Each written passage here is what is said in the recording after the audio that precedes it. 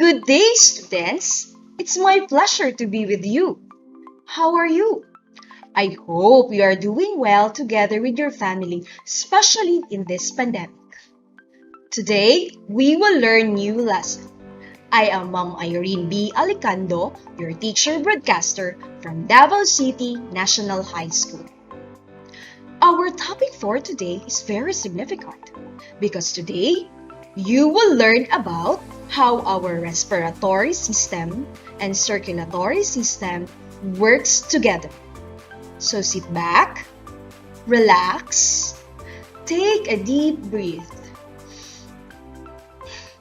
Again, and enjoy while learning.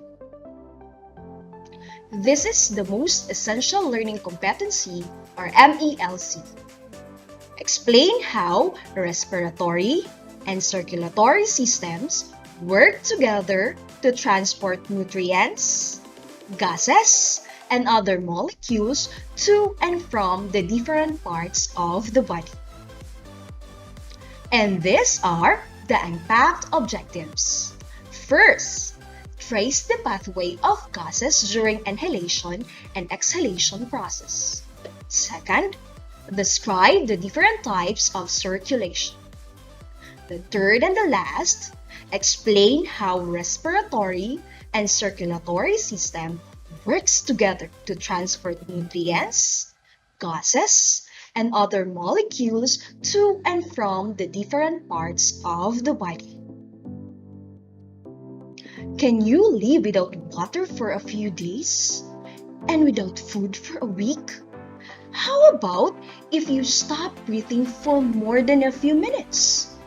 You will die immediately if you stop breathing for more than a few minutes. Remember, you can survive for several days without water and survive for a month without food. But you cannot survive for more than 5 minutes without oxygen. It is a part of the air that we breathe. Without this constant intake of air, the cells of your body would die quickly. Our cells need a continuous supply of oxygen to support its activity, which supplies energy to the body. As a result of this energy-producing process, the cells perform all the vital tasks and keep you alive. We need oxygen in order to survive. The human respiratory system consists of organs in the body that help us to breathe. Respiration is linked to breathing. The respiratory system does two very important things. It brings oxygen into our bodies and gets rid of carbon dioxide. On page 6 of your module, you have the human respiratory system. For the parts and function of the respiratory system, you can refer to pages 2, 6 to 8. Again, on page 6 of the module, you have the human respiratory system. For the parts and function of the respiratory system, you can refer to pages 2, 6 to 8. During the inhalation process, oxygen enters our nose to the nasal cavity. Then, through the pharynx, air moves to the larynx, to the trachea, which separates into two branches known as bronchi, one entering each lung. The bronchi subdivide many times, finally into bronchioles, and then finally into alveoli or air sacs. The air sacs or alveoli is surrounded by tiny blood vessels called capillaries. In the alveoli, exchange of oxygen and carbon dioxide takes place. The oxygen in the air sacs travel to the capillary walls into the bloodstream by the process called diffusion. Oxygen enters the bloodstream and carbon dioxide enters into the alveoli. During the exhalation process, the carbon dioxide in the alveoli passes through the bronchioles, then to the bronchi, to the trachea, to the larynx, to the pharynx, then to the nasal cavity, and expelled through the nose to the atmosphere. Pulmonary circulation is a circuit or path that provides blood flow from the heart to the lungs and back to the heart. Carbon dioxide-rich blood, or deoxygenated blood, which is blue or dark red in color, coming from all parts of the body, will return to the heart via superior vena cava and inferior vena cava. This deoxygenated blood will all be received by the right atrium of the heart.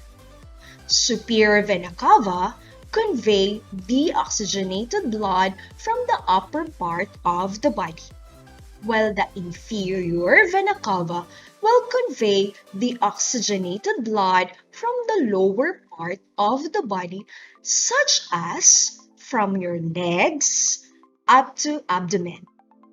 When the right atrium is full of blood, the tricuspid valve will open and the blood will rush into the right ventricle.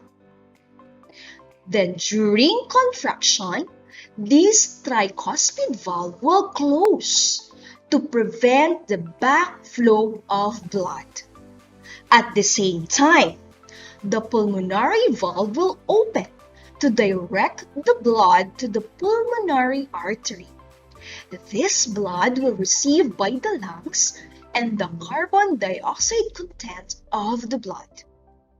It is in the lungs, particularly in the alveoli and capillary, where carbon dioxide content of the blood is released and pick up oxygen.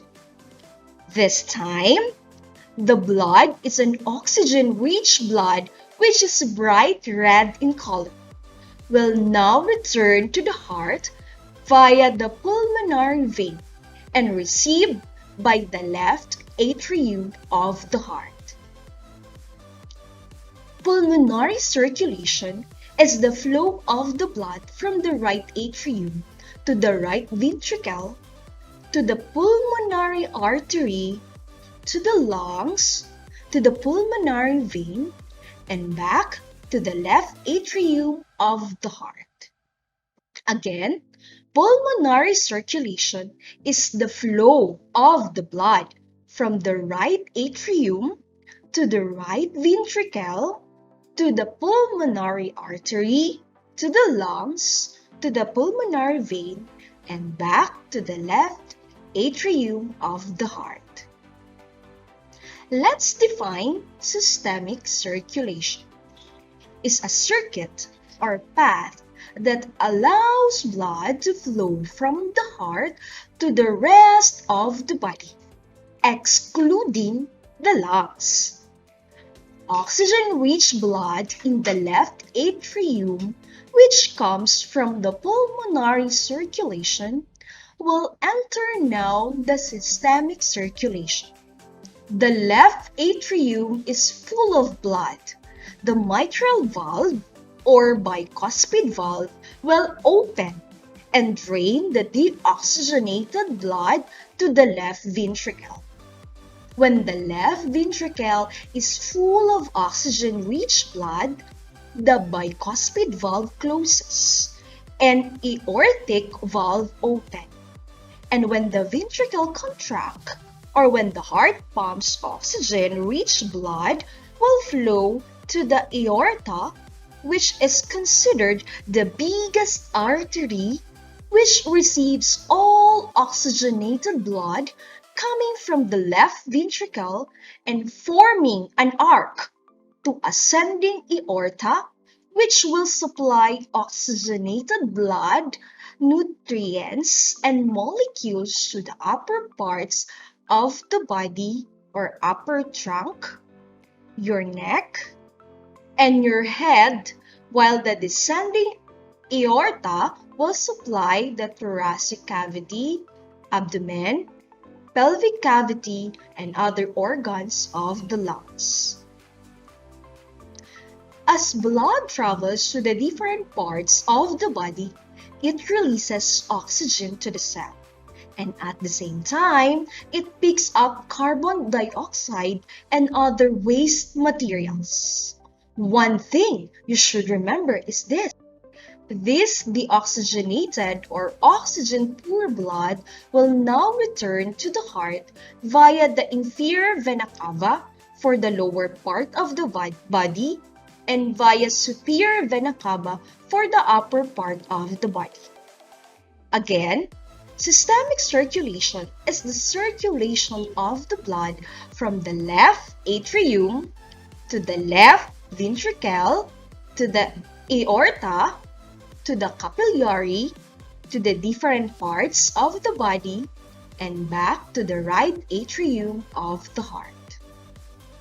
Let's define coronary circulation. It's a circuit that strictly provides blood to the tissues of the heart.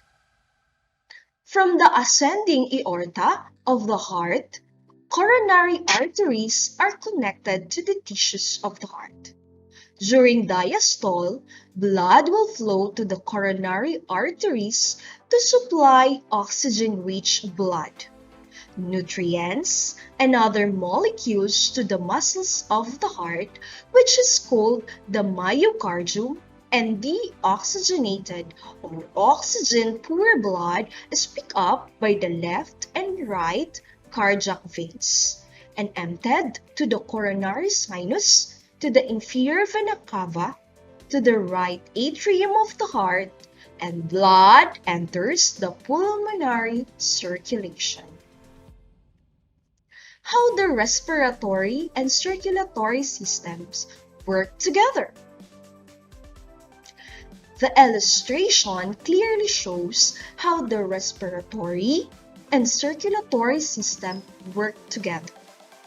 The supply of oxygen in the cells at an adequate amount is a critical function of the respiratory system. But the transport of oxygen to the cells throughout the body rely not only on the lungs, but also on the ability of the circulatory system to transport blood that carries oxygen to the different cells in the body. The two body systems also work together to remove waste, such as carbon dioxide. This ends my presentation for today. I will be glad if you learn a lot from my presentation. Don't forget to read your modules and answer activities and post-tests. Always remember to ask your teacher if you have questions about the module. Again, this is Ma'am Irene B. Alicando saying, magtanong at mag-imbestiga dahil laging may hiwaga sa sensya. Thank you for watching and God bless us all.